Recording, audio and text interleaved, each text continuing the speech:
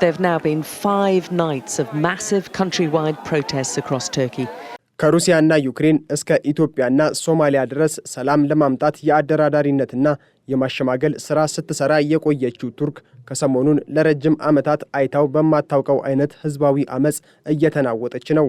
በሁሉም የሀገሪቱ ከተሞች በሚባል ደረጃም በሺዎች የሚቆጠሩ ቱርካውያን ፕሬዝዳንት ሬሲፕ ጣይብ ኤርዶጋንንና መንግስታቸውን በመቃወም አደባባይ ከወጡ ቀናት ተቆጥረዋል። ቀድሞውንም አነስተኛ ተቃውሞዎች ይታዩ የነበረ ቢሆንም የፕሬዝዳንት ሬሲፕ ጣይብ ኤርዶጋን ቀንደኛ ተቀናቃኝ እንደሆኑ የሚነገርላቸው ኤክሬም ኢማሞግሉ በሙስና ተጠርጥረው መታሰራቸውን ተከትሎ በመላው ቱርክ የተነሳው ከፍተኛ ተቃውሞ ተባብሶ ቀጥሏል። የከንቲባው መታሰርን በዚህ ልክ ከፍተኛ ተቃውሞ እንዲያስነሳ ያደረገውም ኤክሬም ኢማሞግሉ የኢስታንቡል ከንቲባ ከመሆናቸው በተጨማሪም ከ3 ዓመት በኋላ ማለትም እንደ አውሮፓውያኑ የዘመን አቆጣጠር በ2028 ለሚካሄደው የቱርክ ፕሬዝዳንታዊ ምርጫ የሪፐብሊካን ፒፕልስ ፓርቲ ወይም ሲኤችፒ ብቸኛ እጩ ሆነው የቀረቡ ሰው በመሆናቸው ነው። ሰውየው በቁጥጥር ስር መዋላቸውን ተከትሎ ቱርክ ላለፉት 10 ዓመታት አይታ በማታውቀው ተቃውሞ የተናጠች ሲሆን ፖሊስ ሰልፈኞች ላይ አስለቃሽ ጭስና የጎማ ጥይት ሲተኩስ ታይቷል። የተለያዩ የኃይል አማራጮችን በመጠቀም ላይ ቢሆኑም በአደባባዮቹ ላይ ለተቃውሞ የወጣው ህዝብ ቁጥር ከመቀነስ ይልቅ ይበልጥ እየጨመረ እንዲመጣ አድርጎታል። ኢማሞግሉ የተከፈተባቸው ክሶች ፖለቲካዊ እንደሆኑ በመናገር በፍጹም አላጎበድድም ሲሉ በቁጥጥር ስር ከመዋላቸው በፊት በኤክስ ገጻቸው በጻፉት መልእክት ገልጸው የነበረ ሲሆን ከፍተኛ ተቃውሞን እያስተናገዱ የሚገኙት ኤርዶጋን ግን ሰልፈኞቹን ወቅሰዋል። ሲኤችፒ ሰላማችንን ሊበጠብጥና ህዝባችንን ሊከፋፍል የተነሳ ነው ሲሉም አሁን በአገሪቱ ለተፈጠረው አለመረጋጋት ኢማሞግሉን የወከላቸውን ፓርቲ ተጠያቂ አድርገዋል። ለአምስተኛ ተከታታይ ምሽት በርካታ ሰዎች በኢስታንቡል ከተማ አዳራሽ አመሻሹን እየተገኙ የቱርክ ባንዲራን እያውለበለቡ ከአድማ በታኝ ፖሊስ ፊት ለፊት ሲዘምሩና ሲጮሁ ታይተዋል። አንዳንድ የፖሊስ መኮንኖችም በሰልፈኞቹ ላይ ግፊት ያለው ውሃና የሚያቃጥል ኬሚካል ሲረጩ ታይተዋል። የኢማሞግሉ ባለቤት ዲሌክ ካያ ኢማሞግሉ ለተሰበሰበው ህዝብ ባደረጉት ንግግር ባላቸው የተጋፈጠው ኢፍትሐዊነት ማንም ሊቀበለው የሚገባ እንዳልሆነ በመግለጽ ሰልፈኞቹን ሲያበረታቱ ታይተዋል። ቱርክ ካሏት 81 ግዛቶች መካከል 55 በሚሆኑት የተቃውሞ ሰልፎች እየተደረጉ መሆኑን የፈረንሳዩ የዜና ወኪል ኤኤፍፒ የዘገበ ሲሆን ፖለቲከኞች፣ ጋዜጠኞችና ነጋዴዎችን ጨምሮ ኢማሞግሉና ሌሎች 100 ሰዎች ከዚሁ ህዝባዊ አመጽ ጋር በተያያዘ በፖሊስ ቁጥጥር ስር ውለው ነበር። አመጹ አሁንም አለመቆሙን ተከትሎ የእስረኞች ቁጥርም በከፍተኛ ደረጃ እየጨመረ ነው።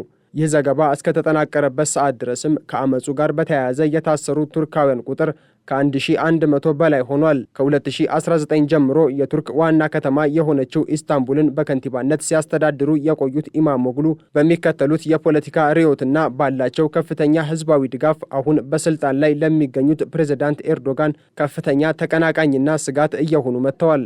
ኢማሞግሉ በፖሊስ ቁጥጥር ስር የዋሉበት ምክንያት ተብሎ በመንግስት የተገለጸው ከሽብርተኛ ቡድኖች ማለትም ከፒኬኬ ጋር በመስራት በሐሰተኛ ሰነድ ማጭበርበር፣ በህገወጥ የገንዘብ ዝውውርና በሙስና ወንጀሎች የሚል ነው። ይሁን እንጂ በዋናነት ለእስር የተዳረጉት የመጀመሪያ ዲግሪ ሰርተፊኬታቸው ሐሰተኛ ነው በመባሉ ነው። የኢስታንቡል ዩኒቨርሲቲ ባሳለፍነው ሳምንት ማክሰኞ ዕለት ባወጣው መግለጫ የኤክሬም ኢማሞግሉ ዲግሪ ሐሰተኛ መሆኑን በመግለጽ ዲግሪውን መቀማቱን አስታውቋል። ኢማሞግሉን ለማሰር ሰበብ ሲፈልግ የነበረው የኤርዶጋን አስተዳደርም በማግስቱ ነበር በቁጥጥር ስር እንዲውሉ ያደረገው። ኢማሞግሉ የመጀመሪያ ዲግሪያቸውን ያገኙት አሁን ሐሰተኛ ነው ብሎ ከነጠቃቸው የኢስታንቡል ዩኒቨርሲቲ ሲሆን የማስትሬት ዲግሪያቸውንም በቢዝነስ አድሚኒስትሬሽን ከዚሁ ዩኒቨርሲቲ ማግኘታቸውን አልጀዚራ ባስነበበው የኢማሞግሉ የህይወት ታሪክ ላይ ያገኘነው መረጃ ያሳያል። አሁን ኢማሞግሉ ከፍተኛ ስጋት የሆኑባቸው ኤርዶጋን እንደሳቸው ሁሉ ቀድሞ የኢስታንቡል ከንቲባ ሆነው ማገልገላቸው የሚታወቅ ሲሆን ከዚያም በኋላ በጠቅላይ ሚኒስትርነትና ፕሬዝዳንትነት ቱርክን ላለፉት 22 ዓመታት የመሩ ሰው ናቸው። በቱርክ ህገ መንግስት መሰረት ደግሞ ኤርዶጋን በ2028 በሚደረገው የቱርክ ፕሬዝዳንታዊ ምርጫ መወዳደር አይችሉም። ይሁን እንጂ አሁን ተቀናቃኛቸው እንዲታሰር ማድረጋቸውን ተከትሎ የስልጣን ዘመናቸውን ለማራዘም የሚያስችል የህግ ማሻሻያ ሊያደርጉ ይችላሉ የሚሉ መላምቶች እየተሰነዘሩ ነው። ኢማሞግሉ ከ3 ዓመታት በኋላ ይደረጋል ተብሎ በሚጠበቀው ፕሬዝዳንታዊ ምርጫ ላይ የፕሬዝዳንት ሬሲፕ ጣይብ ኤርዶጋንን ስልጣን ሊቀሙ ይችላሉ የሚል ከፍተኛ ግምት የተሰጣቸው ሲሆን አሁን በከንቲባው ላይ የተፈጸመው እስርም ሆነ ተብሎ ስማቸውን ለማጥፋት አሊያም ደግሞ ከፖለቲካው ለማራቅ የተደረገ እንደሆነ በስፋት እየተነገረ ይገኛል። የቀረቡባቸው ክሶችም ወንጀለኛ ቡድን በማቋቋምና በማስተዳደር፣ ሙስና በመቀበል፣ አስገድዶ ገንዘብ በመቀበልና ግላዊ መረጃን ከሰዎች ፍላጎት ውጪ በመቅዳት እንዲሁም ጨረታን በማጭበርበር የሚሉ ይጠቀሳሉ። ፍርድ ቤት እስኪቀርቡ ድረስ እስር ቤት እንደሚቆዩ የተነገረ ሲሆን እንደ ኤኤፍፒና የሀገር ውስጥ መገናኛ ብዙሃን ዘገባ ከሆነም ወደ ሲልቨሪ እስር ቤት ተወስደው መታሰራቸው ተነግሯል። ኢማሞግሉ ኢስታንቡልን ለ2 የምርጫ ዘመን በከንቲባነት ሲመሩ የቆዩ ቢሆንም አሁን ግን በቀረበባቸው ክስ ምክንያት ከከንቲባነታቸው መነሳታቸውን የቱርክ የሀገር ውስጥ ሚኒስቴር ባወጣው መግለጫ አስታውቋል። ኢማሞግሉ እስራቸውን ተከትሎ በጠበቃቸው አማካኝነት በኤክስ ገጻቸው ላይ ባጋሩት ጽሑፍ እየተፈጸመባቸው ያለውን ነገር ዲሞክራሲያችን ላይ የተቀባ ጥላሸት ነው በማለት ገልጸውታል። አክለውም በፖሊስ ቁጥጥር ስር ከዋሉበት ሰዓት ጀምሮ ትክክለኛው የፍርድ ቤት ሂደት ተግባራዊ አልተደረገም ብለዋል። የእሳቸውን እስር ተቃውመው አደባባይ ለወጡ ዜጎችም በትግላቸው እንዲቀጥሉበት መልእክት ያስተላለፉ ሲሆን ቱርካውያን በሙሉ ኤርዶጋን እንደበቃቸው አሳይተዋል ብለዋል።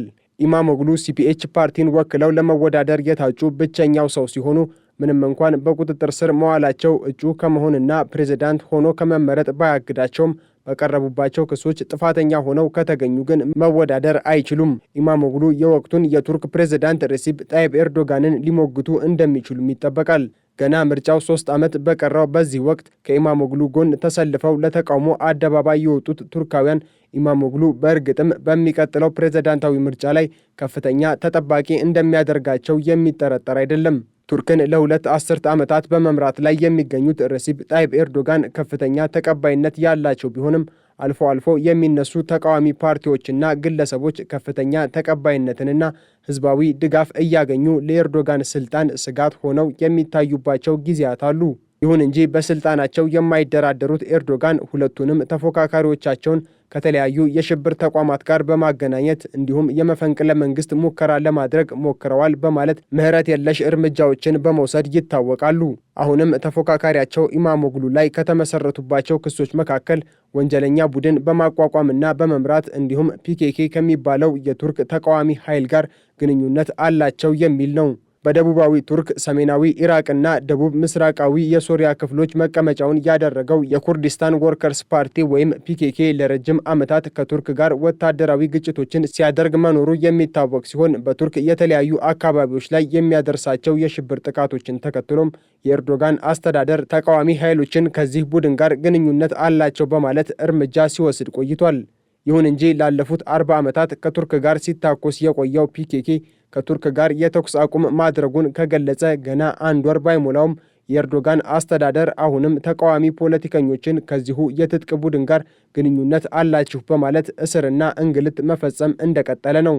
አሁን በ55ቱ የቱርክ ግዛቶች ውስጥ የተቀጣጠለውና ያለማቋረጥ እየተካሄደ ያለው ህዝባዊ አመፅም የኤርዶጋን አስተዳደር በከፍተኛ ስጋትነት የሚመለከተው የፒኬኬ የትጥቅ ቡድን በቱርክ ላይ ጥቃቶችን እንዲሰነዝር ምቹ ሁኔታን ሊፈጥር እንደሚችል ይገመታል። ከውስጥ በሺዎች የሚቆጠሩ ቱርካውያን ተቃውሞ፣ ከውጭ ደግሞ የፒኬኬ እንቅስቃሴ እንዲሁም በሶሪያ ያለው ወቅታዊ ሁኔታ ተጨማምሮበት የቱርክ ብሔራዊ ደህንነት ላይ ከፍተኛ ስጋት እንዳይፈጥር አስግቷል።